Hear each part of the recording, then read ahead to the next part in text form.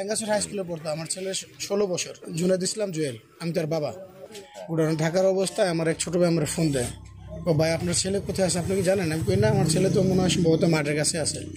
পরে বলতেছে আপনি খোঁজ নিয়ে দেখেন, আপনার ছেলে মনে হয় থানায় অ্যারেস্ট আছে। দুপুরে আমি আসছি, আসার পরে শুনি যে হ্যাঁ থানায় আছে। পরে কোন দারোগা আনছে দেখছি, দেখার পরে দেখলাম যে সাজেদুল বাইরে দেখালো যে উনি যে ধরে আনছে ওনার সাথে সহকারী 2-3 জন পুলিশ সদস্য ছিল, আলাদা 5 জন গার্ডিয়ানদের সাথে কথা বললাম যে দেখেন আমরা তো কখনো থানায় আসি নাই, এখন পুলিশে যেহেতু ধরে নিয়ে আসছে, হয়তো বা ছুটা নেওয়ার জন্য তো টাকা পয়সা লাগতে পারে, তাহলে আমরা একটা অ্যামাউন্ট গুছানোর ব্যবস্থা নিই, কারণ আমাদের ছেলেমেয়েরা ভবিষ্যৎ সামনে উজ্জ্বল করতে হবে। যদি একবার দাগ লেগে যায়, এর ভিতরে টাকার ব্যাপারে আমি ওনারা অফার করছিলাম যে ভাই আমার এই 6 জন লোক সাইরা নেওয়ার জন্য প্রয়োজনে আমরা 6 জন মিললা আপনার 60,000 টাকা দেবো, এটা বলছে। আমার মারাত্মকভাবে একটা ধমক দিছে যে আমি কি এখানে টাকা নেওয়ার জন্য বসছি। আমাদের গ্রাম পালালুকদি, আমার ছেলের নাম মাহাদুল ইসলাম। আমার ছেলে ক্লাস 10-এ পড়ে, এবার পরীক্ষার্থী SSC 26 সালে। অভিভাবকরা সবাই মিলে বলছিলাম যে কিছু খরচাপাতি